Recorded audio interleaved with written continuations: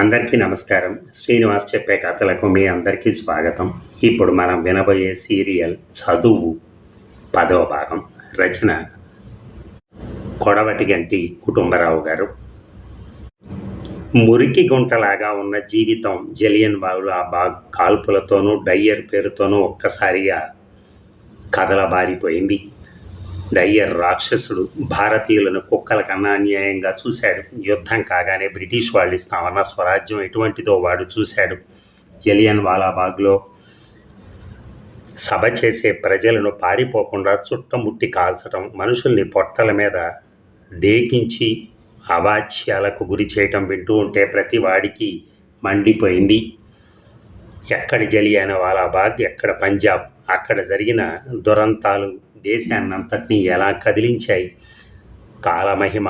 పంజాబ్ కూడా భారతదేశమే. అక్కడ బ్రిటిష్ పరిపాలనే ఉంది. ఈవేళ అక్కడ జరిగిన సంఘటనలు రేపు ఇక్కడ జరగచ్చు. ఇక్కడ జరగకపోతే అది ఇక్కడి వాళ్ళ దేశభక్తి దీక్షకు కళంకమవుతుందేమో కానీ బ్రిటిష్ వాళ్ళ మంచితనానికి నిదర్శనం మట్టుకు కాదు. ఈ దృష్టి చదువుకున్న వాళ్ళందరికీ పూర్వం కంటే ఇప్పుడు బాగా ఏర్పడింది. రౌలత్ చట్టం, సత్యాగ్రహం, జలియన్ వాలాబాగ్ కాల్పులు, డయ్యర్ అనే మాటలు సుందరం విన్నాడే గాని ఈ సంఘటన వెనకున్న రాజకీయాలు సుందరం ఎరగడు. అయినా ఈ సంఘటన వల్ల వాడికి ఏదో వికారం కలిగింది. 9 ఏళ్లు నిండిన సుందరం ఈ సంఘటనను తాత్కాలికంగా అవగాహన చేసుకోవటానికి ప్రయత్నించాడు. అధికారంలో ఉన్నవాళ్ళు ఇటువంటి పనులు ఎలా చేస్తారు? ఎందుకు చేస్తారు? మనుషులకు ఎరగని మనుషుల మీద అంత ఆగ్రహం ఎట్లా వస్తోంది? ఎందుకు చేస్తారు? మనుషులకు ఎరగని మనుషుల మీద అంత ఆగ్రహం ఎలా వస్తుంది? దొంగతనం చేసిన వాడిని పోలీసులు పట్టుకోవచ్చు, ఖైదులో పెట్టచ్చు. కానీ సభ చేస్తున్న వాళ్లను చేతులారా ఎట్లా కాలుస్తారు? ఈ సంగతి ప్రపంచానికి అంతా తెలుస్తుందని వాళ్ళకి తెలియదా? ఈ ప్రశ్నలు వాణ్ణి బాధించాయి. చెడ్డతనం, చెడబుద్ధులు అనేవి చదువుకున్న వాళ్లలోనూ, ఉద్యోగాలు చేసే వాళ్లలోనూ, అధికారులలోనూ ఉండవని, తక్కువ కులాల వాళ్లలోనూ, కూలీ నాలి చేసుకునే అలగా జనంలోనూ, మర్యాద లేకుండా జీవించే బిచ్చగాళ్ళు, రౌడీలు మొదలైన వాళ్లలోనూ మాత్రమే ఉంటాయని సుందరానికి భ్రమ ఉండేది. ఆ భ్రమ ఒకంతట వదిలేది కాదు. అయినా బాగా దెబ్బతింది. ఇక సుందరం సీతప్ప గారి క్లాసులోకి వచ్చాడు. సీతప్ప గారు స్కూల్ పెట్టినప్పటి నుంచి ఉన్న మాస్టారు. అప్పుడు అది హై స్కూల్ కాదు, మిడిల్ స్కూలు. ఇప్పుడున్న చోట ఉండేది కాదు, దెయ్యాల మర్రి దగ్గర ఉండేది. స్కూల్లో ఉండే మాస్టర్లు అందరిలోకి మెత్తనివాడు సీతప్ప. పిల్లల్ని ఏమయ్యా అని పిలిచేవాడు. సాంబయ్య గారు వెళ్ళేనే ఈయన దేశభక్తి పరాయణుడు, అయితే ఆదర్శవాది. ఎప్పుడూ బ్రిటిష్ వారిని తిట్టేవాడు కాదు. బ్రిటిష్ వాళ్ళ మీద కోపం కొద్దీ సాంబయ్య గారు క్రాప్ తీసేసి గుండు చేయిస్తే సీతప్ప గారు ఎప్పుడూ సనాతన ధర్మాన్ని అనుష్ఠించేవాడు. మత గ్రంథాల మీద, వేదాంత గ్రంథాల మీద ఆయనకి చాలా ప్రీతి. ముఖ్యంగా ఆయనకు భగవద్గీత అంటే చాలా ఇష్టం. ఒకరోజు సీతప్ప గారి క్లాసులోకి అడుగు పెట్టడమే విచారంగా అడుగుపెట్టాడు. ప్రార్థన కాగానే ఆయన అటెండెన్స్ కూడా తీసుకోకుండా చాలా ఖిన్నుడైపోయి, చాలా గొప్పవాడు పోయినాడయ్యా అన్నారు. ఎవరండి పోయింది అన్నారు విద్యార్థులు. బాలగంగాధర్ తిలక్, మహానుభావుడయ్యా, అవతార పురుషుడు. ఆయన పోవటం దేశానికి పెద్ద దెబ్బ. అటువంటి మహానాయకుడు దేశానికి మరిక దొరకడు. గాంధీ అని ఇంకొక ఆయన ఉన్నాడు కానీ ఎబ్బే, తిలక్ మహాశయుడికి ఎవరూ చాలరు. యదా యదా హి ధర్మస్య గ్లానిర్భవతి భారత అభ్యుత్థానమధర్మస్య తదాత్మానం సృజామ్యమహం అంటూ చచ్చిపోయాడు. మహానుభావుడు. ఇవాళ నిజంగా బడికి సెలవు ఇవ్వటం ధర్మం అని విద్యార్థులకు చెప్పాడు సీతప్ప. అదే సాంబయ్య గారైతే ఈ తిలక్ ఏం చేశాడో, ఎందుకు గొప్పవాడో పిల్లలకి చెప్పి ఏదో విధంగా బ్రిటిష్ వాళ్ళని తిట్టి ఉండేవాడే. సీతప్ప గారి విచారం చూసి పిల్లలు విచారపడ్డారే కానీ తిలక్ గారిని గురించి వాళ్ళు తెలుసుకున్నది ఏమీ లేదు. ఆ పీరియడ్ సీతప్ప గారు పాఠం చెప్పలేదు, అటెండెన్స్ తీసుకోలేదు, పిల్లలతో జాస్తిగా మాట్లాడను లేదు, విచార సముద్రంలో మునిగిపోయాడు. అదృష్టవశాత్తు ఆ రోజు బడికి సెలవని నోటీస్ రానే వచ్చింది కొంతసేపటికి. ఆ రోజు సెలవు రావటం తప్ప తిలక్ మహాశయుడు చావు వల్ల చెప్పుకోదగిన వింతలేమీ జరగలేదు. జీవితపు మురికి గుంటలో ఒక చిన్న అల వచ్చి మాయమైంది. మళ్ళీ పాచి దాన్ని కప్పేసింది. దాని కింద యథాప్రకారంగా బడి, హోంవర్కు, పరీక్షలు, మార్కులు, పాఠాలు, మాస్టర్లు పిల్లల్ని కొట్టడం, మెత్తని మాస్టర్లను పిల్లలు ఏడిపించడం జరిగిపోతూనే ఉంది. మాస్టర్లందరిలోకి తెలుగు మాస్టర్లు లోకువ. అది అనాదిగా వస్తున్న ఆచారం. వాళ్ళకి ఇంగ్లీష్ రాదు, కానీ ఇంగ్లీష్ మాట్లాడకుండా ఉండరు. పిల్లల్ని భయపెట్టలేరు. పిల్లలు మరీ హెచ్చు మీరిపోతే హెడ్ మాస్టర్కి రిపోర్ట్ ఇస్తారు. హెడ్ మాస్టరు పేం బెత్తంతో నాలుగు తంతాడు. ఆ తర్వాత తెలుగు మాస్టర్లకి పశ్చాత్తాపం చుట్టుకుంటుంది. పిల్లలు మరింత ఆకతాయితనం చేస్తారు. ఇన్స్పెక్టర్ వస్తున్నాడంటే తెలుగు మాస్టర్లకు హడలు, వాళ్ళకి హెడ్ మాస్టర్ అన్నా హడలే. అందరూ పిల్లల్లానే సుందరానికి కూడా కొందరు మాస్టర్లు అంటే ఇష్టము, కొందరిపైన నిర్లక్ష్యము, మరికొందరి మీద అసహ్యం ఉండేది. అయితే ఏ విద్యార్థి కూడా అభిప్రాయాలు తన సొంతమని చెప్పలేడు. ఈ అభిప్రాయాలు విద్యార్థుల్లో ప్రచారం అవుతాయి, కానీ వీటి వెనక ఆధారం ఉండకపోదు. స్కూల్ కమిటీ వారు ఏటా రహస్య బ్యాలెట్ ఏర్పాటు చేసేటట్టయితే ఉపాధ్యాయుల్లో నిజంగా పనికొచ్చే వాళ్ళు ఎవరో, బొత్తిగా పనికిరాని వాళ్ళు ఎవరో సులభంగా తేలిపోతుంది. కానీ ఆ పని చేయడానికి ఎవరికీ తట్టలేదు. సుందరానికి చదువు బాగా చెప్పే మాస్టర్లు అంటే ఇష్టం. వాళ్ళు కొట్టేవాళ్ళైనా వాడికి అభ్యంతరం లేదు. కానీ పాఠాలు సరిగా చెప్పలేని మాస్టర్లు ఎంత మంచి వాళ్ళైనా, సాధువులైనా సరే వాడికి అట్టే ఇష్టం ఉండేది కాదు. సీతప్ప గారి సెక్షన్లో ఉండటానికి సుందరానికి మనస్కరించలేదు. సీతప్ప గారి పాఠాలు సరిగా చెప్పకపోవటం ఒకటే కాదు, నాగేశ్వరరావు ఇంకో సెక్షన్లో పడ్డారు. అందుచేత సుందరం తాను కూడా ఆ సెక్షన్కే పోతానని సీతప్ప గారిని అభ్యర్థించాడు. ఆ సెక్షన్ నుంచి ఈ సెక్షన్కి రాగోరే కుర్రవాడిని కూడా సుందరం చూపించాడు. అయితే కుర్రవాడికి కిందటేడు మంచి మార్కులు రాలేదు. సుందరం చాలా మంచి మార్కులతో పాస్ అయ్యాడు. అందుచేత సీతప్ప గారు మార్పు ఒప్పుకోలేదు. అయితే అదృష్టవశాత్తు ఒకటి జరిగింది. ఆ ఏడు సెకండ్ ఫారంలోకి విద్యార్థులు విపరీతంగా వచ్చి పడ్డారు. ఒక్కొక్క సెక్షన్లోనూ 50 మంది దాకా తయారయ్యారు. అందుచేత 5వ సెక్షన్ ఏర్పాటు చేయవలసి వచ్చింది. సుందరము, నాగేశ్వరరావు కూడా కొత్త సెక్షన్లోకి వెళ్ళారు.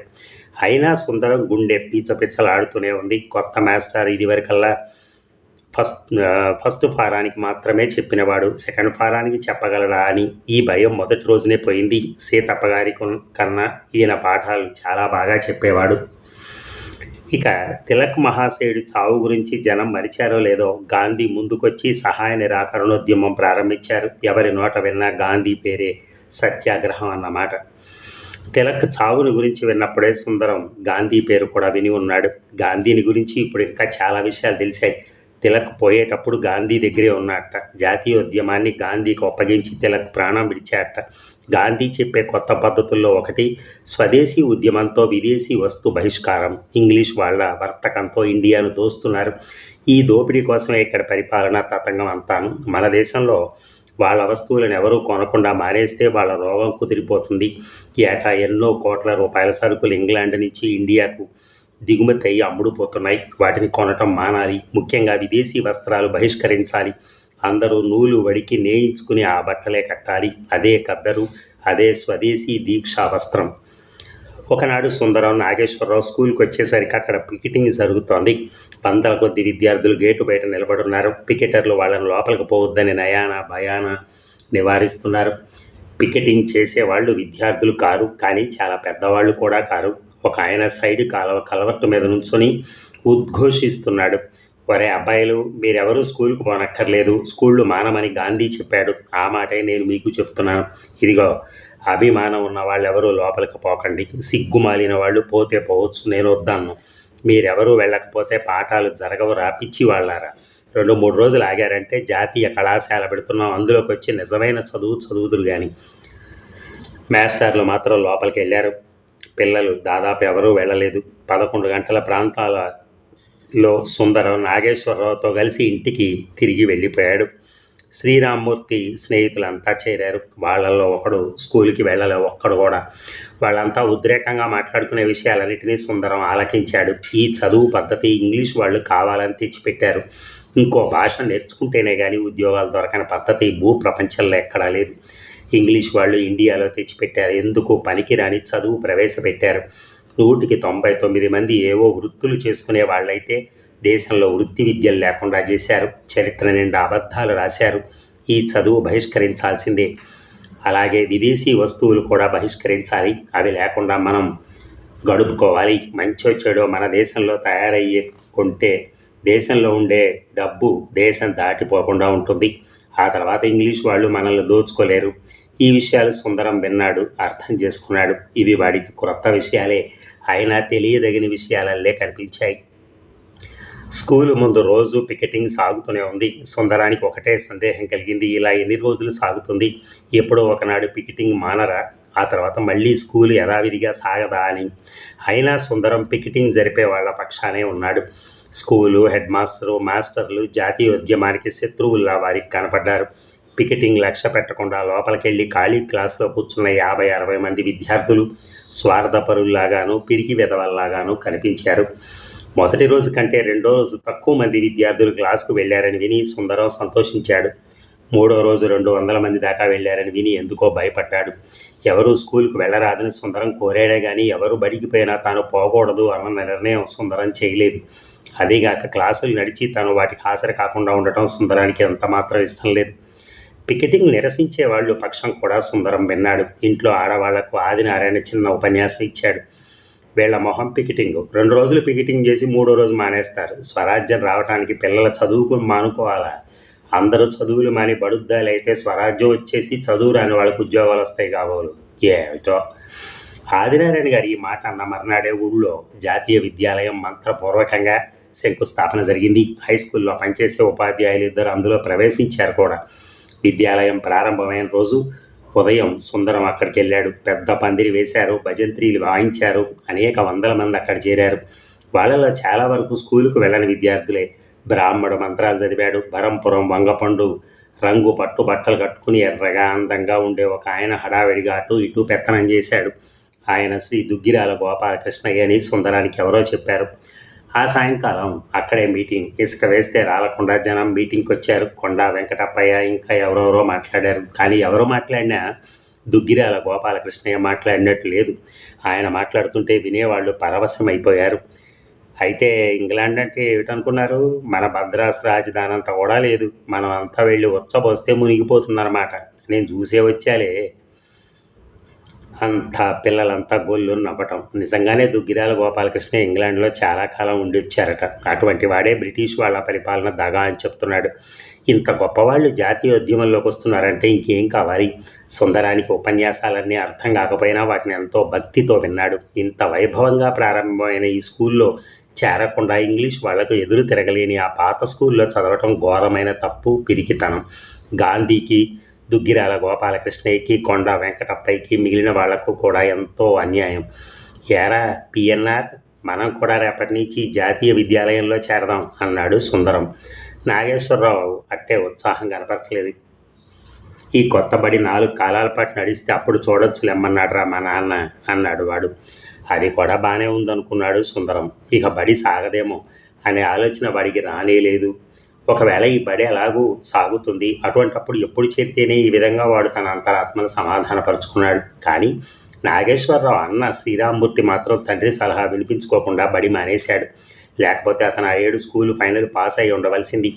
పికెటింగ్ హడావిడి తగ్గి మళ్ళీ స్కూలు యథాప్రకారం నడవటం ఆరంభించేసరికి సుందరం క్లాసులో వాళ్ళ 3-4 చదువు చాలించినట్టు తెలిసింది. అందులో ఒకరు సుందరానికి కనపడి తానిక ముందు తన స్వగ్రామం వెళ్ళి సంస్కృతం చదవబోతున్నానని చెప్పాడు.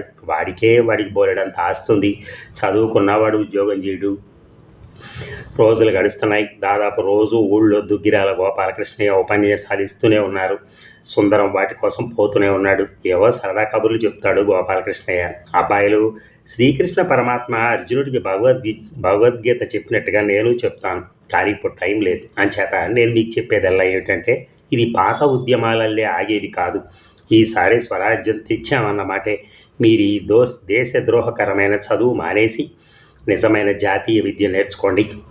కొంతకాలం గడిచింది. ఒకనాడు సాయంకాలం సుందరం, నాగేశ్వరరావు జాతీయ విద్యాలయం మీదుగా పెద్ద బజారు పోతూ లోపలికి వెళ్ళారు. సుందరానికి పెద్ద ఆశాభంగం అయింది. పందిరి లేదు, జనం లేరు, పెళ్ళిళ్ళు కళలేదు. అది నిజంగా జాతీయ విద్యాలయం తప్పు కాదు. అయినా సుందరానికి అదేదో లోపంగా అనిపించింది. విద్యాలయంలో 7-8 మంది విద్యార్థులు మాత్రమే కనిపించారు. 2-3 రాట్నాల మీద నూలు తీస్తున్నారు. ఒకడు ఏకులు చేస్తున్నాడు, ఇంకొకడు నవారు చేస్తున్నాడు. మిగిలిన వాళ్ళు తాటాకు చాపల మీద గోడకు చేరగిలబడి కూర్చున్నారు. ఒక్క మాస్టారు కనిపించలా.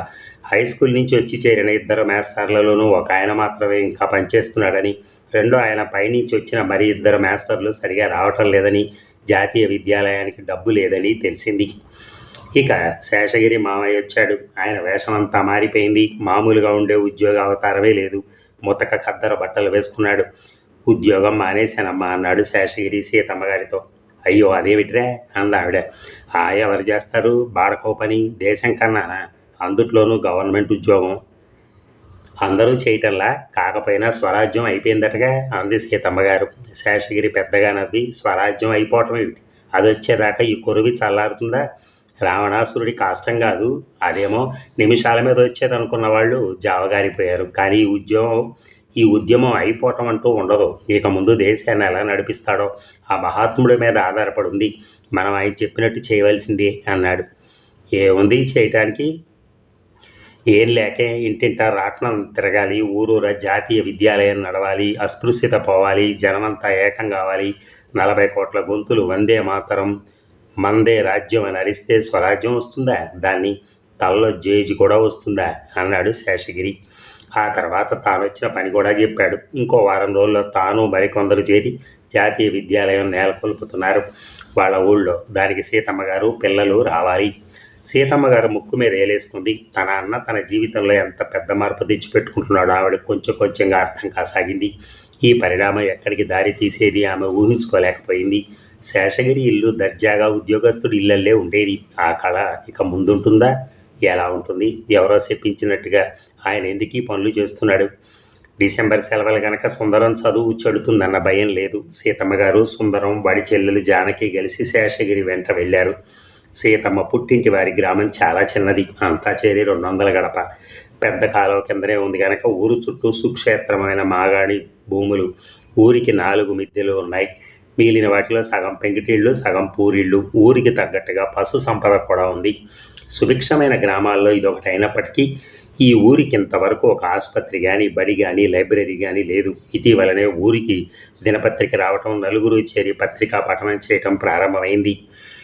సీతమ్మ పెత్తండ్రి గారు ఏనాడో ఒక సత్రం కట్టించాడు. కానీ ఆ ఊళ్ళో సత్రం అట్టే ఉపయోగకరమైంది కాదు. రహదారి ఊరికి 5-6 పర్లాంగుల దూరంలో ఉంది. దాని నుంచి ఊళ్ళోకి ఒక కంకర్ రోడ్డు ఊళ్ళో వాళ్లే వేసుకున్నారు. అది ఊళ్ళో వాళ్లకు, వారిని చూసి వచ్చే వాళ్లకు మాత్రమే ఉపయోగపడుతుంది.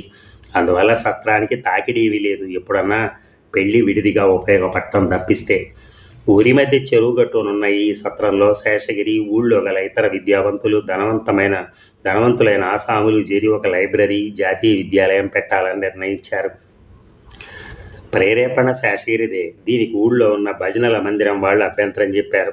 వాళ్ళు ప్రతి శనివారం అక్కడ భజన చేస్తూ ఉంటారు. అయితే వాళ్ళ అభ్యంతరాల్లో పెద్దవాళ్ళు సాగనివ్వలేదు.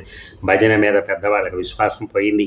మామూలు మనుషులకి ఇంకా పోలేదు గనక శనివారం భజన సత్రం లైబ్రరీలోనే జరగవచ్చు అన్నారు.